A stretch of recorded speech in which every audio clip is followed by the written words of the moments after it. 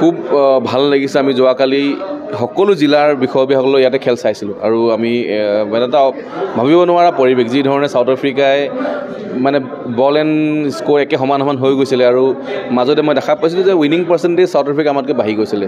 তাৰ পাছত কামবেক কৰি সাধাৰণতে কোৱা হয় যে ভাৰতীয় দল বেটিং প্ৰধান দল, বলিঙৰ ইমান গুৰুত্ব নাথাকে, কিন্তু কালি বলাৰসকলে প্ৰমাণ কৰি দেখালে যে আমি বলাৰেও খেল জিকাব পাৰে আৰু এখন ৱৰ্ল্ড কাপ ফাইনেল মেটছত বলাৰৰ গুৰুত্বপূৰ্ণ লৈ বলাৰে কালি খেল জিকালে। যদি বেটছমেনে ভাল খেলিছে, কিন্তু লাষ্টৰ সময়ত বলাৰকে যেনে ভাল বলিং ভাবোঁ ভাৰত দলৰ কাৰণে খুব এটা গুৰুত্বপূৰ্ণ দিশ যে আমি বেটিঙৰ লগতে বলিঙতো আমি আগবাঢ়ি গৈছোঁ আৰু তাৰ লগতে আমি অসমতো কিছুদিন আগত ফাষ্ট বলিং কেম্প কৰিছিলোঁ। আমিও খুব গুৰুত্ব দিছোঁ যে অসম ক্ৰিকেট সন্থাই কেনেকৈ অসমত ফাষ্ট বলাৰ প্ৰডিউচ কৰিব পাৰি। যেনেকৈ আমি প্ৰত্যেক জিলাৰ পৰা চিলেক্ট কৰি আমি প্ৰায় ল'ৰা চিলেক্ট কৰি একাডেমিত এপইণ্ট কৰিছোঁ।